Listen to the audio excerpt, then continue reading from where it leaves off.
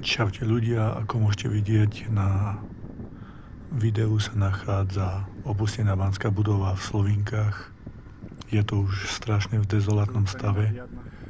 Ako môžete vidieť na videu, okná sú porozbijané, už tam chýba aj ten vagónik, takže pomaličky sa to rozkrada, už tam ani není čo rozkradať. Išiel som okolo, takže som si to natočil.